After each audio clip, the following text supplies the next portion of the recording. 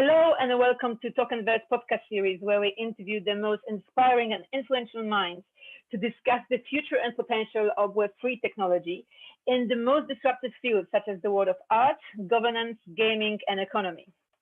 This production is brought to you by Doing Good, an NFT ecosystem focused on inspiring creativity and positive social impact.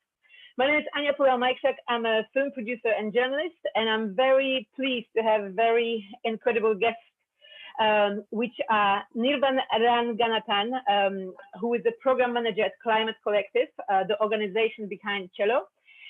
Climate Collective is a community of Web3 projects, organizations, advisors, and advocates dedicated to reversing climate change. Hello, Nirvaan. How are you today, and where are you? Hi, Anya. Very glad to be here. I'm calling in today from New York City. Great, fantastic. Okay, great to have you here. Next guest is André Vanyi-Robin, founder and CEO at Nozama Green, which is the company behind PLASTIKS, the world's first real-world asset-backed NFT marketplace for plastic recovered and recycled. Hello, André. How are you doing, and where are you talking to us from? Hello, Anya. Thank you for inviting me. I'm calling you from Barcelona, Spain. Fantastic. And Fernanda is a marketing and communication specialist, currently working as a marketing and communications director for PLASTIKS. Fernanda, how are you, and who are you today? I think there could be a bit of a delay. Hello, everyone.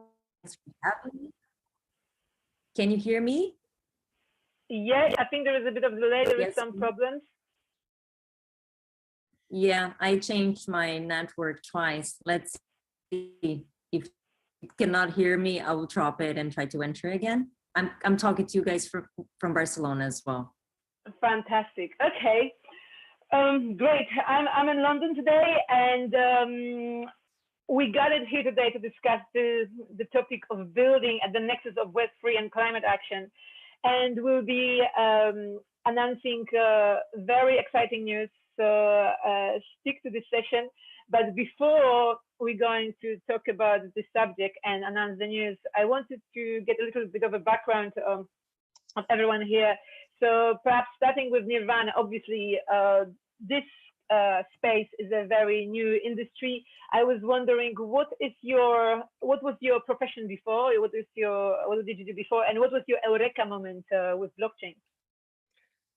Absolutely. So prior to my time at Climate Collective, I was working in equities technology at Jefferies, essentially as a software developer in financial services. That gave me an excellent, essentially, foundation for a lot of the work that we're doing today at Climate Collective. And my eureka moment, actually, it's interesting. It happened around this time last year, where I discovered a token called Forestry Token. And there's context here, but essentially this Forestry Token is essentially reflecting part of the token back towards tree planting. And long story short, it actually turned out to be a scam or a rug pull. But that at least got me thinking in the right direction of, wow, this is extremely powerful what we have here, and being able to actually combine these two worlds and use tokenomics and use cryptocurrency towards enacting positive externalities on the climate.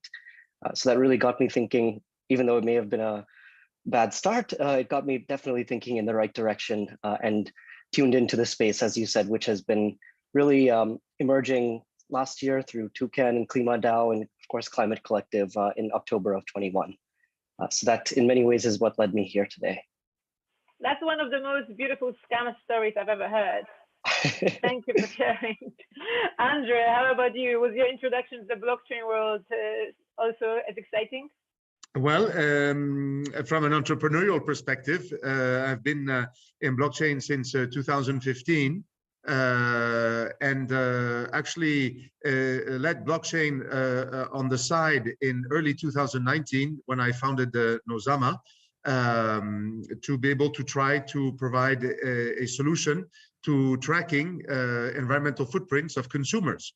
And for 2 years, until 2021, it was a SaaS company, until I realized that with NFTs, which was really the blockchain eureka moment, you can actually use the business model of the NFTs to be able to incentivize traceability and transparency.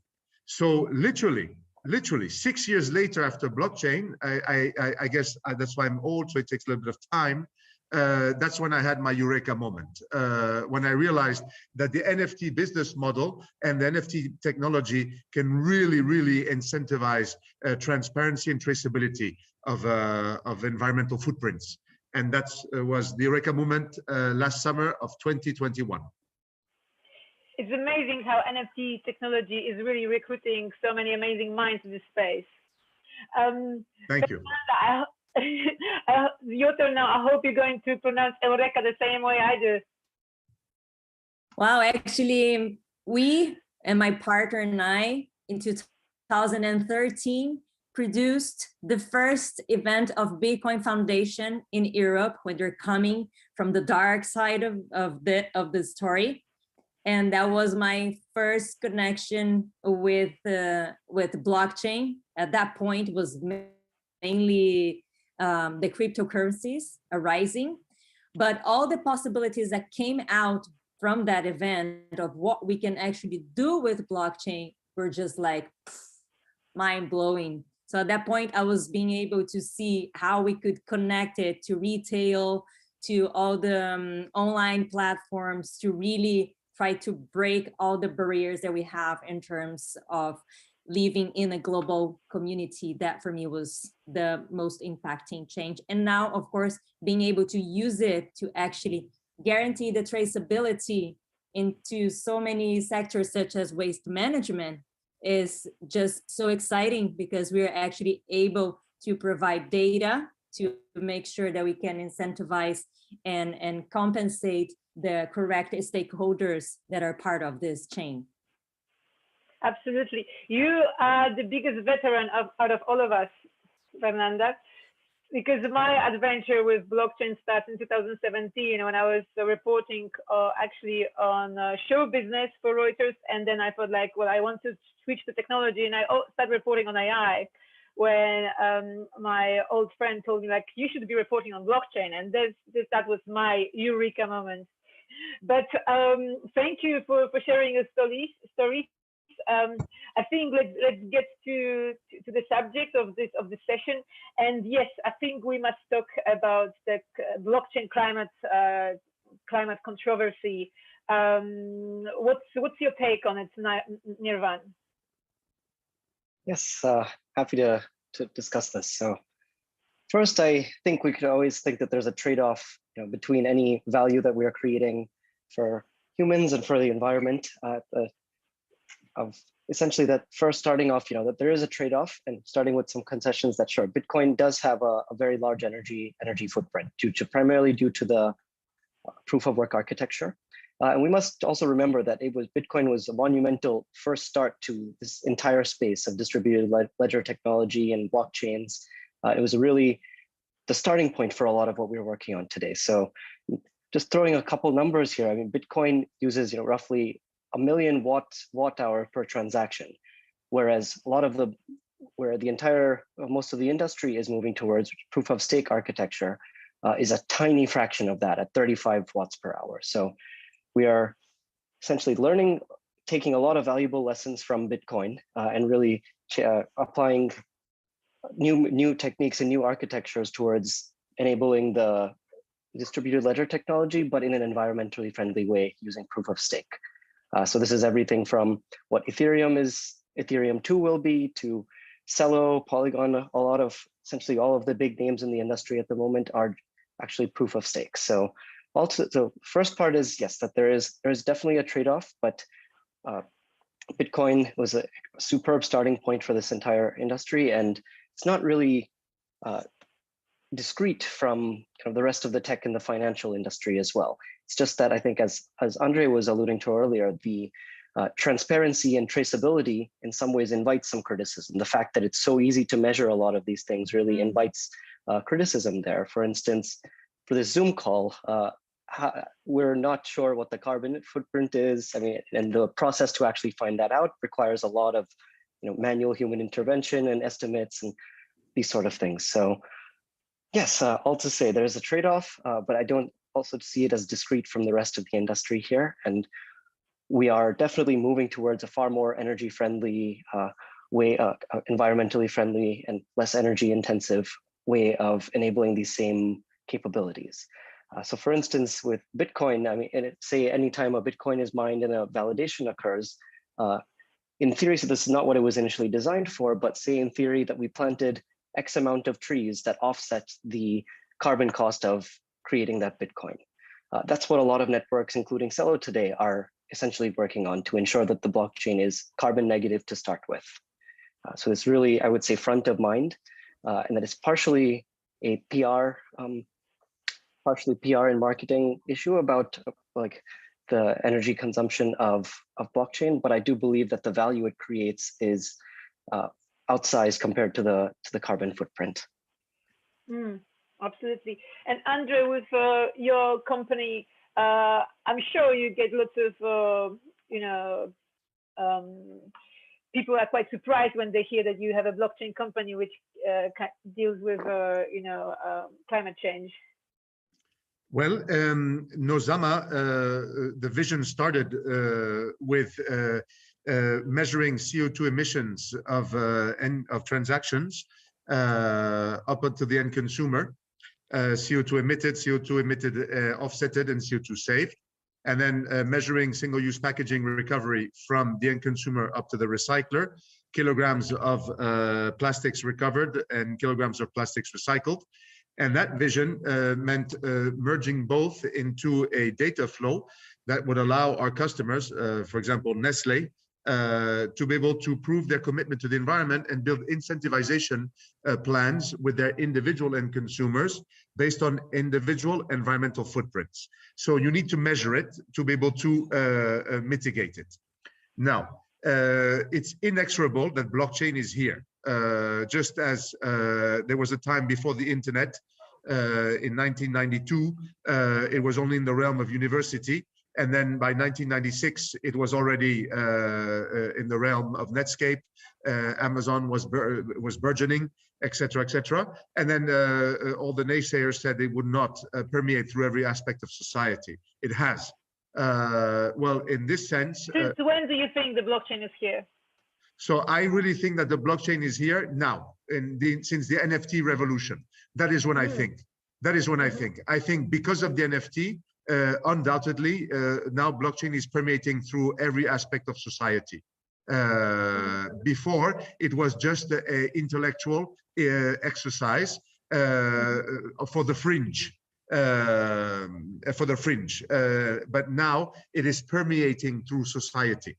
And so as a result, the business model of blockchain is now becoming a reality. Before it was just a technology. I do remember we had this little introduction moment, Ania, when we started, before you started recording. We had met in 2018 in Hong Kong. It was in the first wave of the ICOs, right? And it was just technology, just like pre-1999. And then look at what happened, .com bust, and then Facebook, Google, etc. We are now entering the realm of this in blockchain revolution. So in terms of the controversy, we are inexorably going to have a massive penetration of blockchain in all aspects of industries, all industries. Get over it. The responsibility is to make it green. Well, we're not green there. Get over it. The responsibility is to mitigate the impact of those transactions. And to mitigate the impact of those transactions, you need to measure.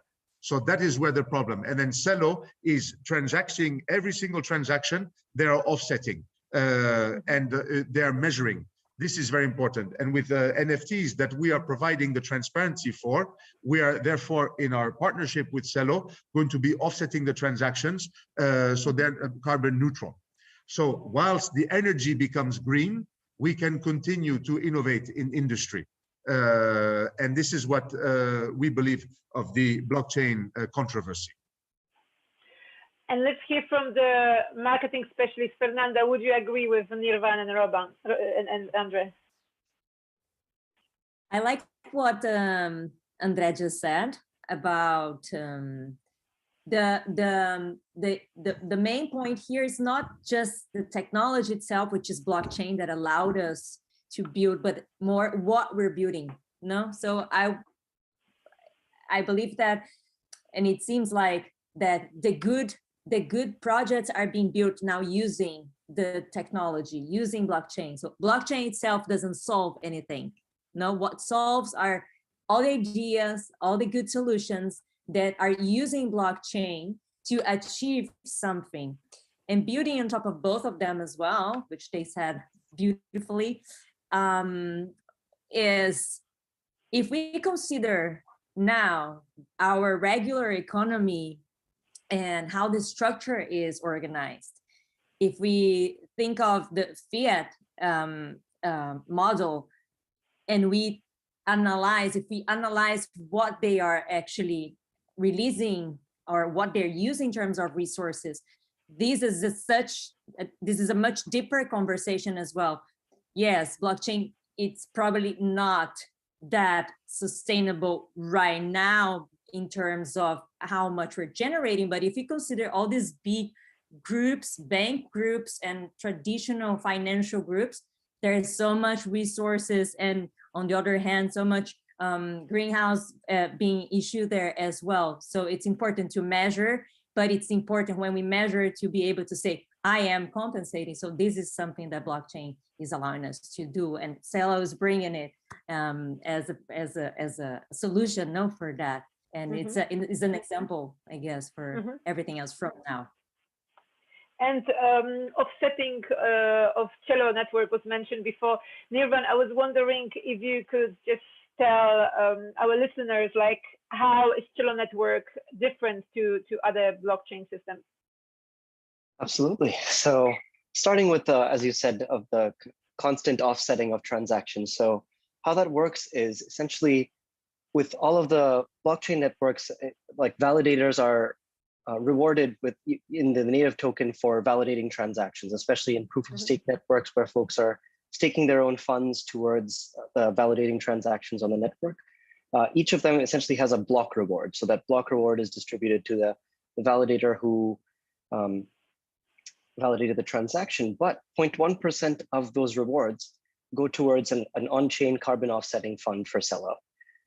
So we have essentially through each transaction, this is really hard-coded or like built into the network, that essentially redirecting part of these block rewards towards a carbon offset fund, which then through our partner at Climate Collective, REN, W-R-E-N, we work together to essentially use the funds that were accumulated in the on-chain carbon offset fund towards enacting climate action in the world. That makes absolute sense. About the news that we're about to announce, who would like to say what is the news?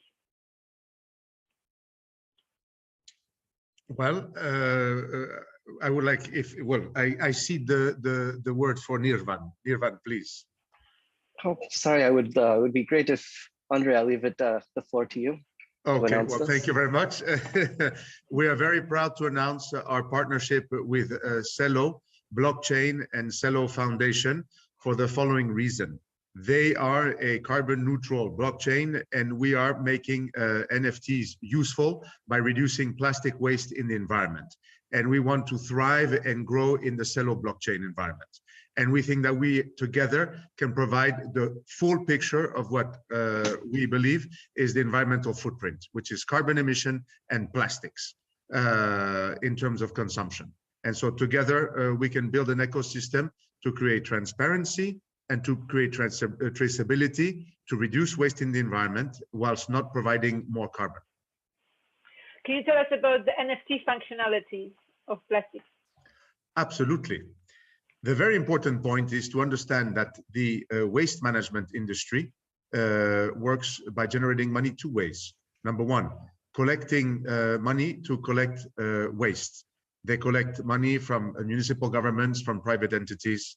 And the second one is called revaluation, which is separating the waste and finding which waste can be used as a prime resource or a feedstock, which is sold to recycling companies so that they can use this recovered waste to create new packaging with recovered materials. In that second activity, they are issuing invoices because the waste management companies are selling this recovered waste to the recycling companies. And as such, they are also paying taxes. If they're paying taxes on something they sold. If they sold it, that means they had it in the first place. So if they had it in the first place, it can be ensued that the invoice is a guarantee that a certain amount of polymer, plastic, has been recovered, and a certain type of polymer, plastic, has not gone into the environment. So the invoice in reality becomes the guarantee of recovery. In other words, you're taking an invoice, turning it into an NFT and saying, look, invoice number 123 on date January 1st, 2022, 1 ton of polypropylene have been recovered from the environment. You now know that that is a guarantee that that is not going into the environment. And then we said to ourselves, well, a consumer brand is not going to encourage its consumers to consume more because they are reading a balance sheet at the end of the year where they state that they've recovered 1 ton of polypropylene. And we decided to combine it with art, whether it's algorithmic, whether it's local artists or international artists, so that there can be a visual impact, because ultimately to create a consumer engagement with a brand, you need to have a visual and emotional connection. And to merge the verifiable data of waste recovered with art, and to create what we call a single-use packaging recovered guarantee. This is the NFT. To be bought by whom? All industry that uses plastic, produces plastic, or distributes plastic. Fantastic. And Nirvaan, why does it make sense for Climate Collective to welcome such projects? I'd be happy to answer that. So as André said, it's an extremely interesting model that PLASTIKS is working on and I would say there's somewhat, we can call it carbon myopia in some sense, where a lot of folks are really very much concerned and looking at how best to work with carbon. And as we know, in some sense, carbon is our lowest common denominator, and the way we, in some ways, value nature is through the tons of carbon that we are saving from the earth. But as André very rightly pointed out, that is not the only dimension that needs to be considered in order for us to reverse the problem of climate change. So from the perspective of Climate Collective and CELO, we're very excited that we're addressing these new use cases with plastic. It will, as André said, what are the use cases? Any event or any place, the organization or event that uses that single-use packet of plastics. So whether that's a conference, one of our blockchain conferences that we could be able to offset, or sporting events, various other use cases here that we're very excited to invite into the CELO network. And as just to. And how are you going? What's the plan? How are you going to onboard all these users, all these organizations to actually, benefit from this technology? Well, we have already an increasing amount of waste management companies that are minting NFTs across the world, in Africa, in Latin America, in Europe. And they are more and more coming to mint, because for them, this is obviously the business model of the NFT, an opportunity to generate a third source of revenue. So please remember, I had mentioned there are 2 sources of revenue in the Waste Management Agency. Well, thanks to NFTs and blockchain, there's a third source of revenue now. So there is a very strong motivator. The artists obviously have a very strong motivator in finding a new source of revenue for their art, which up until now was in the quote-unquote classic NFT marketplace. And then the consumer brands who are beginning to engage in NFTs, the sports teams who are beginning to engage in NFTs are now looking at NFTs as a marketing tool to be able to figure out what to do to get consumer engagement. Well, now we are teaching them that it is also a tool for sustainability to allow them to offset their plastic production, distribution, and usage. And it is also a tool for them to prove their commitment to the environment, to their communities and to their end consumers. So the campaign is going to be evangelization, online webinars, conferences, of course, on LinkedIn, and the ever-growing base of reference customers that we have. Again, I'd like to remind that Nestlé is a customer of Nozama, and Nozama has experience to engage corporate customers in the Fortune 500. So we do have a very clear path, but Fernanda is our director of marketing and can, of course, enlighten us a little bit more. Ania, it's a very interesting audience, actually, no? Because the platform reaches this corporate particular clients, which are the recyclers, and of course, the consumer brands, the plastic producers, no? And on the other hand, we have the consumers, the citizens, the people that are engaged, millennials, that they want to purchase from these brands that are actually showing their environmental commitment, right? So it's interesting because we need to work with these two different groups of audience. And as André said, main network, LinkedIn, events, and showing exactly, helping these consumer brands understand how they can measure, always measure what they're doing today, producing, using in terms of plastic, and then helping them, holding their hands and saying, you can come and compensate using plastic, and you can start compensating 10% of what you're producing to try. You can probably try and go ahead with 25% of what you're producing. You can compensate 50%, you can compensate 100 of what you're producing. And what is interesting that both of them already mentioned is that with NFT, they can build their own collections as well. They can come and choose a particular artist in our platform that can tailor a collection for them, so they can come then and they can reward their main clients, their most loyal clients. They can build up campaigns with them. They can say, listen, by purchasing from our brand, you are helping us to avoid that this plastic is ended up on the environment, and we are actually rewarding you for buying from us. No, we give you access to specific events, but everything that we already know in terms of NFTs, but think of that actually having a utility, which is, yeah, we're backed by plastic recovery data. So this is such an interesting tool that brands can use besides the normal NFT artistic and emotional connection. No, it's actually bringing a utility to this NFT. So when you think about the Web3 technology adoption, do you think that climate action could be the area which actually pioneers this?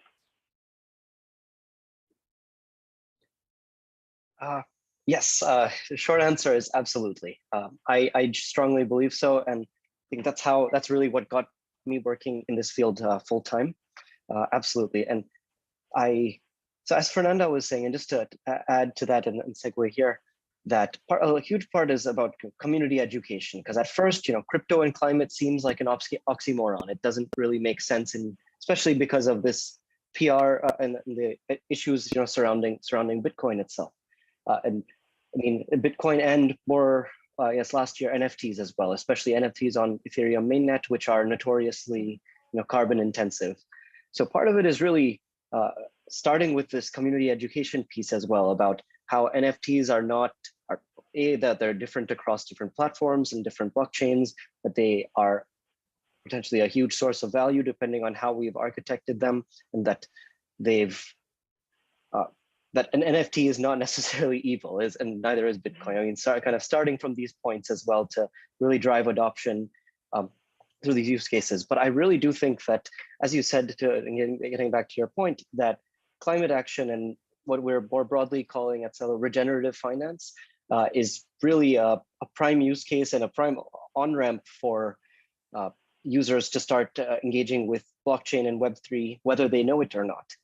So starting with, and this is a starting point of the voluntary carbon markets, as they exist today, where you essentially have a carbon sequestration project in one part of the world, and then certified in another, then sold to another company, and then finally retired by a fourth party. It's very much already decentralized, and it's very ripe for improvement by blockchain, and really addressing arguably one of the most pressing issues of our time, just climate change. And that's something that a lot of folks can really rally behind. So I do think, and this is what our Climate Collective lead, Craig, says frequently, but essentially engaging crypto curious people in climate and climate curious people in crypto.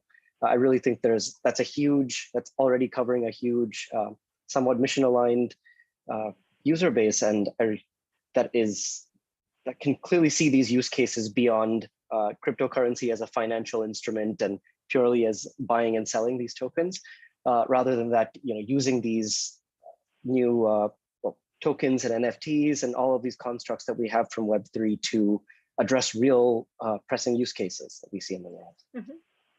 Can you think of any other projects or perhaps people who you find very inspiring in that space?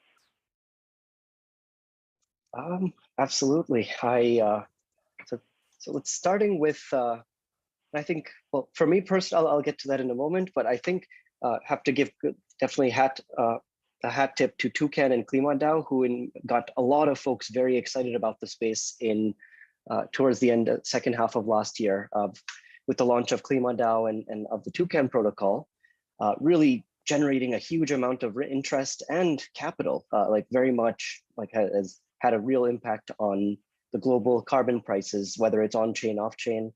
So I will definitely say that they got the ball rolling. And part of it is largely supported by our friends at Curve Labs, who are folks we really admire in the ecosystem and who are working on multiple different projects, such as, well, among which are Toucan Protocol. I also very much admire, so part of what we're trying to do here is linking tokens and linking what's on our screen back to the real world. And so another project I really think is doing fantastic work in this space is Astral Protocol, which is working essentially on geospatial tooling for Web3 and for smart contracts. So that has wide applications in climate and beyond. But especially once we're tying these real world assets to tokenizing real world assets, this will become increasingly important, the actual geographical associations. Great. André and Fernanda, do you have anything to add when it comes to inspiration? Perhaps a comment on the Web3 and climate action, just to sort of take a perspective that waste management industries are very geography bound for the last 50 years and have not innovated at all. And their revenue streams are obviously limited by who they sell physical goods. So Web3 and climate action connect when all of a sudden you are creating the ability to have digitalization of waste as a good that can be bought and sold across the planet in verified and verifiable manner, thanks to blockchain, and therefore allows companies, for example, in Europe, to buy NFTs that guarantee plastic being recovered in Africa. And what happens when that happens? Well, very simple, two things. Number one, they're essentially telling them, we're sending you money so you can collect more. And how do you collect more? Well, you can share that money with the pickers who are living in sub-poverty wage levels. And therefore, before blockchain, before Web 3.0, no way would they give a portion of their profits to increase the livelihood of people picking up the waste in developing countries. Because of Web 3.0 and blockchain and NFTs, and when an NFT is bought, a portion of that money is going into the pockets of the pickers. So that is increasing the livelihood, the impact, and increasing the amount of waste. Secondly, they would never share with you the invoices that they are making and that they're issuing. They would never be transparent with you about how much they're doing. And now they have an incentive to be transparent with you because they're being paid to do so when they're selling their NFT. And so if they're being transparent, if they're picking more, and if a German company would like to acquire single-use packaging recovered guarantees from an African company, Web3 allows them to know for sure that they can do it. And they can verify this information. So it breaks down all of the physical geographical boundaries that in this industry we had before. And this is the power of climate action because of Web 3.0. This is the power. Talking about geography, what regions are you concentrating on with plastics projects? Global, Africa, Latin America, Australia. Nozama has graduated from the Mitsubishi decarbonization program in Australia, and we have customers and partners in Australia and Europe and North America. We have customers in California, in Washington, and growing. So it's a global initiative, because we want to be the reference for plastic credits at a global level. And that is the power of Web 3.0 and the power of CELO blockchain. But I just guess that some regions might be more open or less open to the idea, right? All regions are open to making money. So all the waste management companies are minting and minting NFTs. Those that are willing to buy are the ones in Europe who are now under the rule of the new regulation of last summer that came out, which states that in the EU, all consumer brands are to be responsible for gathering data regarding plastic distribution, production, and usage. And so they have a EU mandated timeline to become plastic free.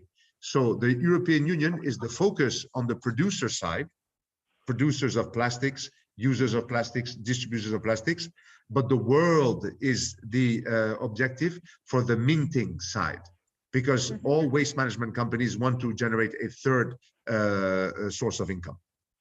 So do you, from the perspective of the Climate Collective, do you share this view, Nirvaan? Yes, so from the collective, so we're working with a number of different companies and projects, which are different based on the project. Some of them are more localized, such as the Green World campaign that we're Green World organization we're working with, which I'll speak about a bit later. They're working primarily in Kenya. Curve Labs and Collectivo are primarily working in Curacao, or piloting in Curacao to be able to replicate that in different areas. Then Toucan, for example, and Flow Carbon, and they are voluntary carbon market folks. I mean, they source offsets from all over the world, right? Whether it's India or America and all of these different regions, essentially. What's more important there is the volume and the mass of carbon that's durably removed. But yes, I would say some projects are more localized and some are more global, like plastics. And in terms of communication, Brazil, Ania. Sorry for interrupt. No, Nirvaan, you guys are doing a lot in Brazil. I'm from Brazil, and I've been following you guys there now. There's a lot happening there as well. I should have mentioned exactly a lot going on. I actually, sorry, that was a big one I missed with Moss. No, please, because it's happening right now, and I was just following like you guys in Rio de Janeiro, and then yeah. So, absolutely, no, and it's one of our founding members, and is Moss. Moss.earth, but Moss, who is essentially creating a number of products and tokens that are representations of the Amazon and protected forests in Brazil. So one of them is the Moss CO2 token itself, which represents 1 ton of carbon durably removed in the rainforest. But more recently, they've also launched the Amazon land NFTs, essentially. So as Andre was saying, we're seeing a lot of amazing new use cases coming out for NFTs. One of which is the Moss project, where buying this NFT, owning this NFT actually gives you underlying claim to the land in the Amazon, ensuring that nobody's going to come and cut it down, is the first motivation of it. But then extra benefits, you might be able to visit one day and contribute in more ways towards the conservation activities there. So thank you, Fernanda. There's a lot going on in Brazil. Yes.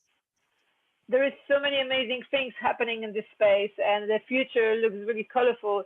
So I thought what we need to talk about right now is the challenges when it comes to adoption of this technology in the climate action. Definitely. So yes, widespread adoption. So there's a couple of considerations here, especially as in this specific corner of the cryptosphere, when we're actually trying to connect everything back to the real world.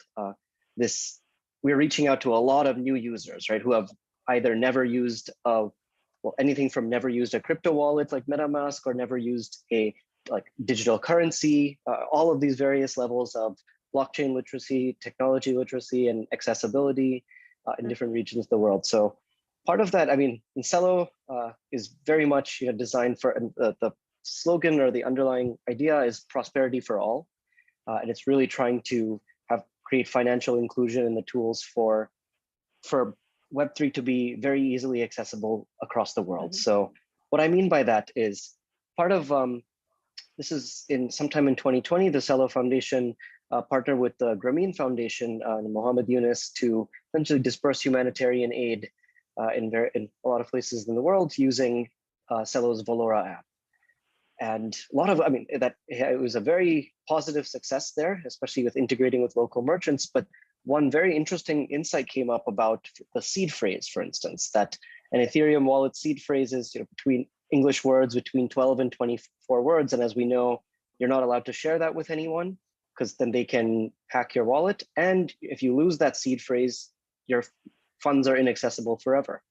So this are somewhat non-starters in a lot of markets that we're looking at, especially a lot of places on the ground. So, and I really like that that CELO is very much thinking about this from the beginning, and is ensure that that CELO is a mobile-first blockchain and has very strong integrations with mobile numbers.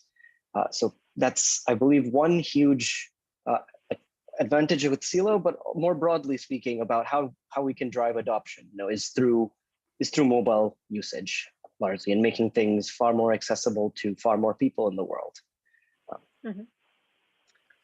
From a adoption perspective, in terms of the NFTs as a single-use packaging plastics recovered guarantees, the governments obviously are an influential role in this, and they need to recognize the certification aspect of these NFTs. We are working definitely on getting them certified. We will be announcing by, I think, end of April, some very interesting news on that front, which would allow the NFT as a single-use packaging recovered guarantee to be the equivalent of what the CO2 credit markets are used to in terms of Vera. So that's very important. And then in terms of the adoption in countries, you have the developing countries that have the waste management companies that need to develop the infrastructure for their pickers to have phones, and we know that they've leapfrogged already with the mobile phones. So it has to go into the older generations, because 30% are Generation Z and millennials, and then it drops down to the older generations. So businesses have to really understand that they are targeting their future income streams. And then this transition period is the challenging and tricky part. Why would they buy a single-use packaging NFT? To prove their commitment to the environment. Will it prove the commitment to the environment to grandma? No. Will it prove the commitment to the millennial? Yes. Is the millennial going to be having their avatar on the metaverse? Yes. Would they like to share the NFT that shows that their avatar is sustainable? Yes. Does grandma have an NFT in the metaverse? No. So what portion of their consumers, what portion of their business is being generated by those two? And how long would it take for their business to be run principally by millennials and Generation Z? And this is the challenge that we're meeting for the next 5 to 10 years, exactly to see how this adoption will take place. How should the government react then, especially in these developing countries? Governments in these developing countries should react, I think, favorably, because it allows them to have a new tax pressure point on a very opaque industry. Obviously, if you have traceability of the blockchain and you are a waste management company, for example, well, as a waste management company, you are getting a license to waste manage, and then you have an obligation to declare a yearly declaration of how much waste you've recovered. If you are issuing NFTs to make money in the global markets, and the NFT that you're issuing is higher than the waste that you've declared annually, that is a red flag. So governments can either say, well, either you're scamming or you're actually not paying taxes. And therefore they can use this as an enforcement tool. So we believe that transparency is good for governments. We believe that anything that provides transparency and traceability is good for governments, and in developing nations, this will be for them an ability to leapfrog into this transparency, because they're not bound and shackled by the existing infrastructure systems that you have in Europe, for example. That's what we believe. André, if I may, if I can add something what you just said. Ania, we have a partner in Costa Rica, which is eCoins, and they're helping us expand in Latin America in general. And we actually have a meeting with them this next week with the government of Costa Rica. And it's such an interesting question that you brought it up, because the governments, they're interested right now, because this means that we're going to help this with this corporations, the consumer brands, we're going to help the education side with the consumers and with the citizens. So imagine there are huge budgets now being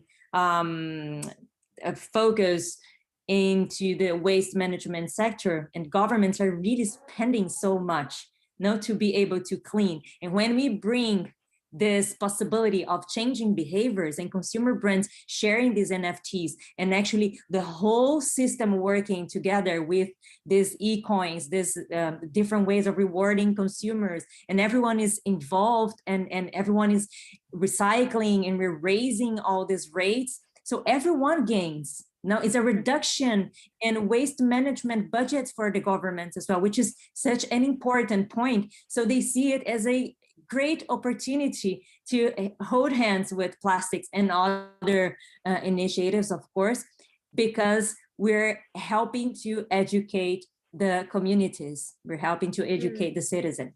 And Ania, I cannot divulge the names of 2 provinces in Argentina, but we are developing the business with them so that they can convert NFTs with the waste management function that they are currently doing through municipal governments, so that they can generate income for people to earn more money by picking waste in the streets. And this is in Argentina, two provinces. We will also be announcing this probably by end of April or in early May. We have a enormous amount of news to communicate, and these are governments, they're municipal governments in Argentina. So there is a lot of government cooperation. I love the fact that it's always these attractive countries which are pioneering when it comes to adoption, which is great, because you know how fantastic is it to hear like, oh, this is happening in Costa Rica. If you heard like, oh, it's happening in Germany, like, oh, you know, it's not as good for marketing of Web3 technologies, is it? But I wanted to ask 3 of you, how do you see your mission in this space? Where do you see yourself in 5 years' time? Nirvaan, do you want to start? Sure. Yes. So I'd like to answer that. I'll answer that, and part of it is also using a quote from one of our founders, Sepp Kamvar, and that has really guided my thinking throughout this process, which is the real questions to ask are the deeper ones. How can we devise a money system that internalizes the cost of natural capital destruction and internalizes the benefits of natural capital preservation and restoration.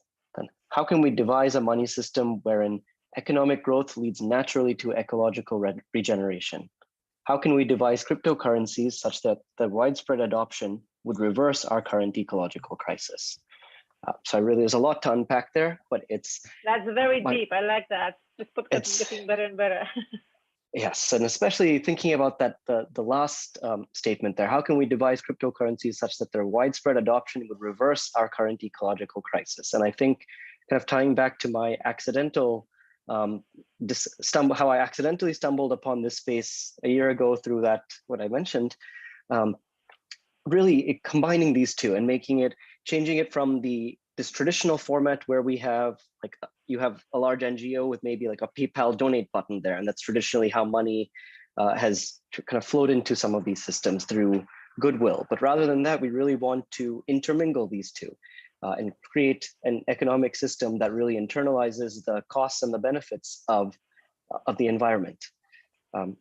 So I see myself as a part of that this is specific to the goals of the CELO Reserve, which really wants to essentially back the CELO stable coins that are in circulation and widely used today by natural capital. And that's in large part what the Climate Collective, one of our overarching goals here as well.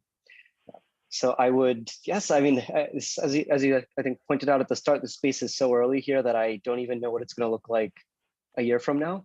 But I really want to make sure that whatever my path is in this space, that we're really essentially sticking to that ethos of really intermingling and internalizing these economic and environmental systems.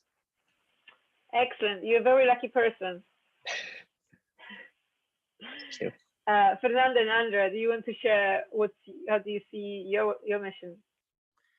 Well, ultimately, the entire world's plastic production is known, can be known, and our mission is for it to be accounted for.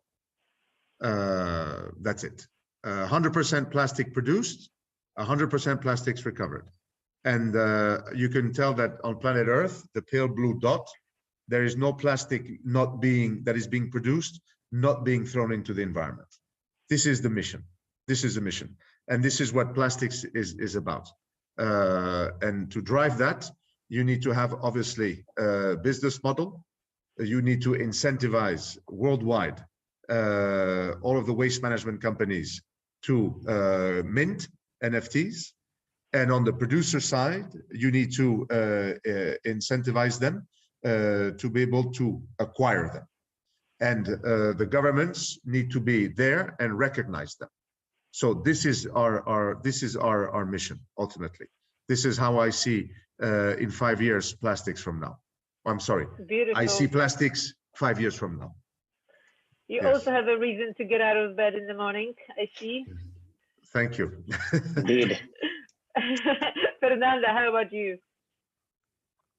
I would say that if we can build better standards for anything we're doing, that we can actually avoid then the need of regenerating.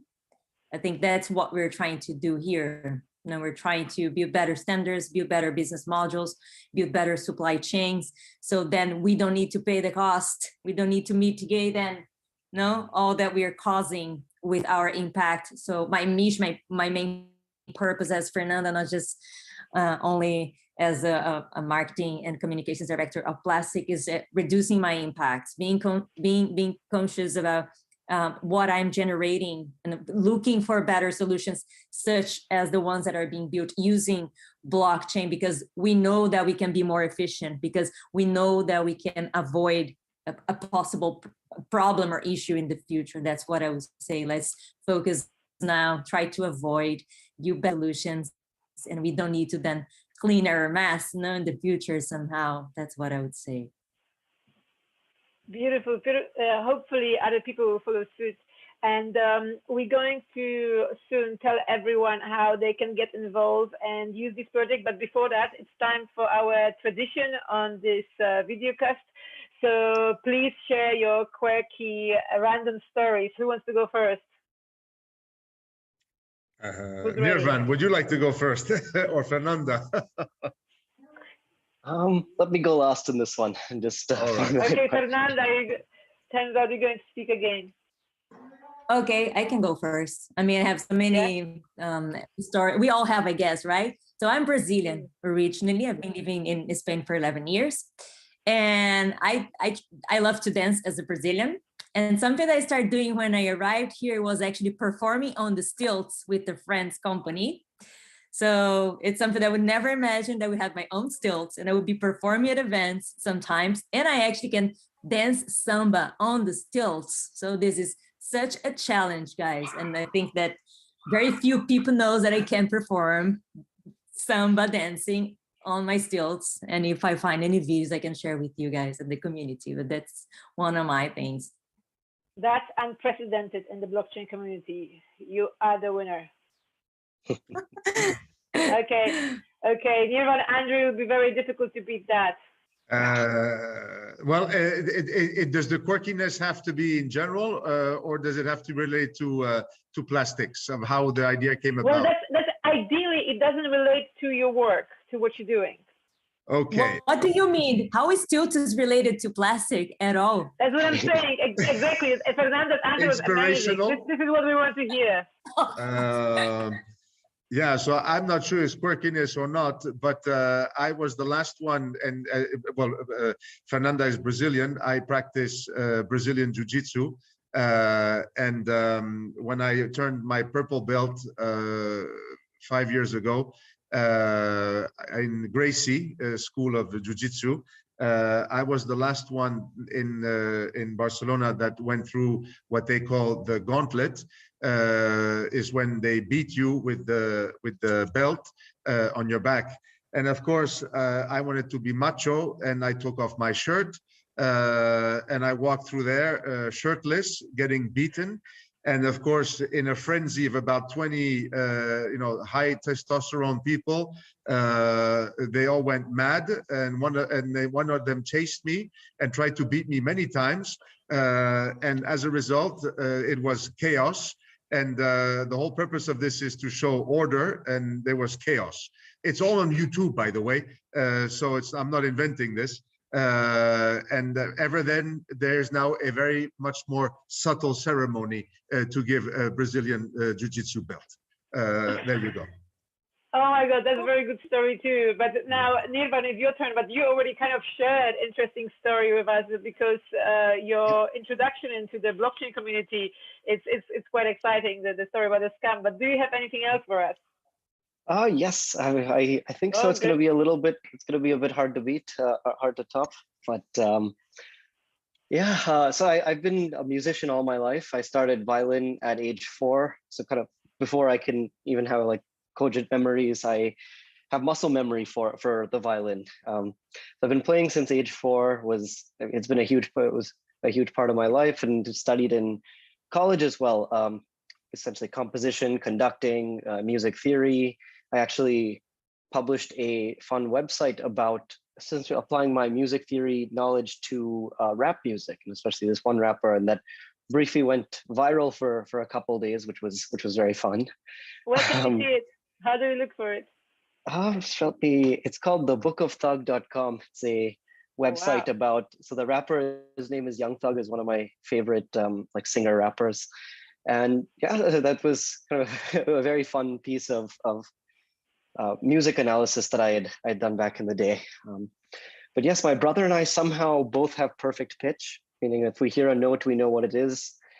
So it's very tricky sometimes to listen to music and work at the same time. I'm not sure how my brother and I both have it, but neither of our parents have, very little experience with music as much. I mean, they love music, but don't have as much experience personally with it. So it's interesting that how things panned out that way for us. Well, amazing.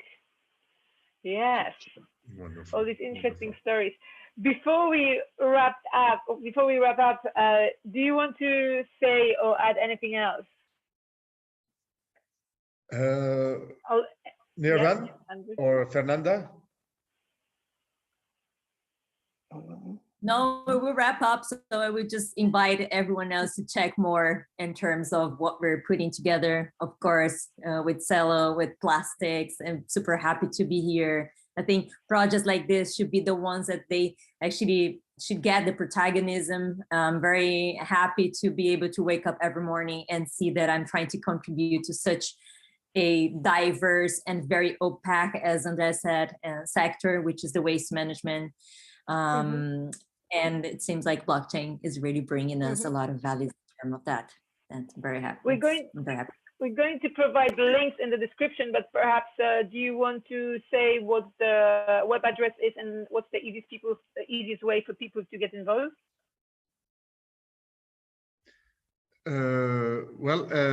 Actually, Ania, what I like to say as a closing statement is that the combination of CELO and PLASTIKS is really the full embodiment of the environmental footprint of consumption in the blockchain world. Because you know that now we have, with the blockchain world, by combining CELO and PLASTIKS, gone from the digital into the physical reality to have an environmental impact. Why? Because CELO is carbon neutral, so you can conduct transaction on CELO without having a hindering impact because it's neutralized. And PLASTIKS useful NFTs are actually reducing plastic waste and tracking it so that it has a reduction in its impact. So until we came together, nobody on the planet has combined blockchain, Web 3.0 with physical impact in climate change. And this is what I'd like to say as a closing statement. But I would let Fernanda say, what to do, where to go to see all of this that we're telling you, of course. Yes, get involved, please. We invite everyone to comment and purchase and play around in our marketplace. It doesn't need to be just a consumer brand or a corporation. You can come and purchase your NFTs on our marketplace, which is app.plastik.io. Come and check if you have a wallet. Every time you purchase an NFT, you will find this plastic recovered data that is backing this NFT, and every NFT you're purchasing, you're also encouraging the use of CELO from now on. So please find PLASTIKS on Twitter, PLASTIKS on Telegram. Nozam is our company on LinkedIn. But if you just use PLASTIKS with K, you will find us on YouTube, videos, website. And then I pass my word to Nirvaan to share all their websites as well. Yeah, Climate Collective. How do people get involved in that? Yes, so, well, one other avenue to get to the PLASTIKS website is through our Climate Collective website as well, where we've nicely featured PLASTIKS as one of our awesome members who we are very glad to be welcoming and supporting. So our website is climatecollective.org.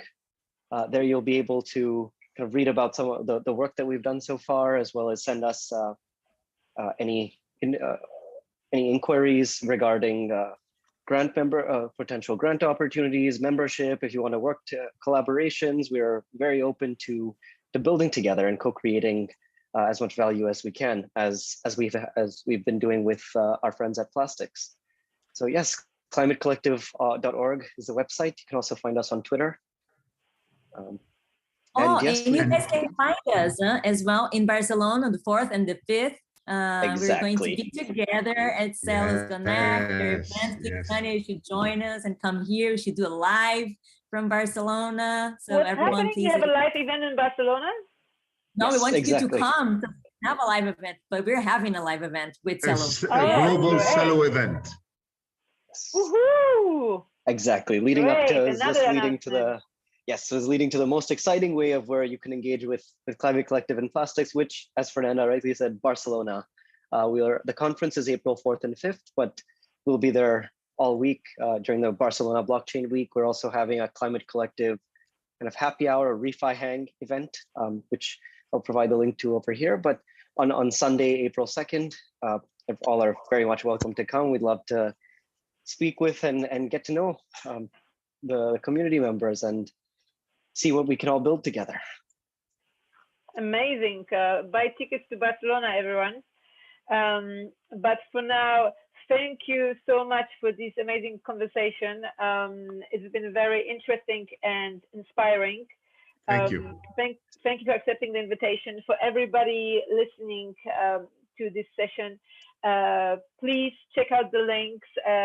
We hope you found it helpful, and you know, get involved, comment on the video. Please subscribe to our Tokenverse podcast and tune into the next episode.